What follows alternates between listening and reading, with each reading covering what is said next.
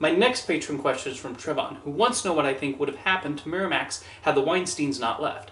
So this is an interesting alternate universe to think about.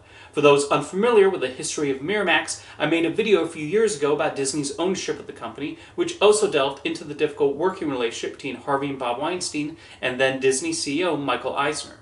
Basically, at a certain point, they started having a lot of disagreements over budgets, Eisner not letting them produce or release certain movies, and other issues. Eventually, the Weinsteins decided to leave Miramax in 2005 and started the Weinstein Company, which they ran until, well, you know. However, what if they decided to stick around and remain at Miramax? It's possible that a lot of the early films they released under their new company, like Clerks II and Grindhouse, would have been Miramax titles. A lot of the movies released by Miramax post-Weinstein could have also remained on the slate, like The Queen and Gone Baby Gone. Miramax in that period also released the Coen brothers' No Country for Old Men, which won the Oscar for Best Picture. Although, interesting enough, the Coens have never directed a film for the Weinsteins. Their closest involvement with them was when they served as executive producers on Bad Santa. At one point, the Weinsteins slapped together a new cut of the film, which the Coens hated, led to a screening match, and eventually them walking away from the film, although director Terry Swigoff was still able to release his desired cut of Bad Santa. Based on that, though, it's possible that had the Weinsteins stayed at Miramax, some other distributor would have released No Country for Old Men, possibly Paramount since they had international rights. Something major that happened at Disney following the Weinsteins' exit from Miramax was Michael Eisner being replaced by Bob Iger as CEO.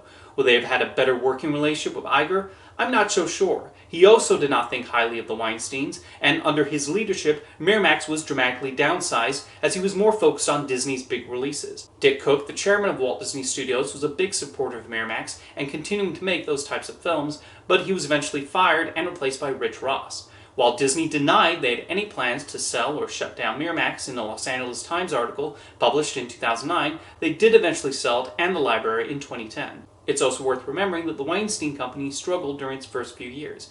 While they had a few hits here and there, they also had a lot of flops. So I think Disney would have sold off Miramax regardless. Honestly, if Michael Eisner had little patience for the Weinsteins and their behavior, I don't think Bob Iger would have been any more forgiving.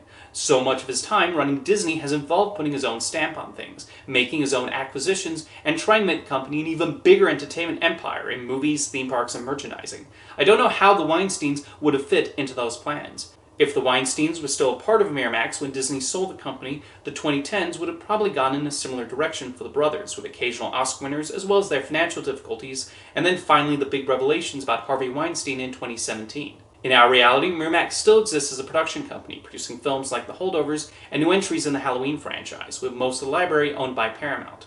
However, in this alternate universe where the Weinsteins retained Miramax, the company would have likely gone under. The Weinstein Company library is currently owned by Lionsgate, so I assume the Miramax catalog would have gone there, which is somewhat fitting since Lionsgate had home video rights for a while.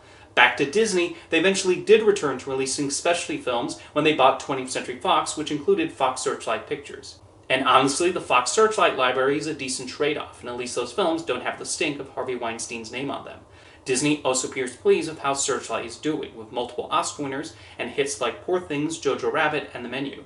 It's a far cry from when Bob Iger seemed largely disinterested in Miramax and what they were doing.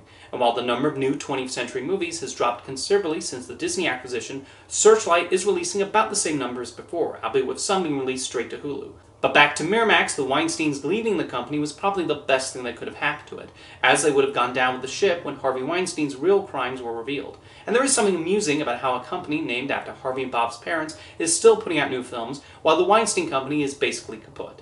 Thank you for your question, Trevon.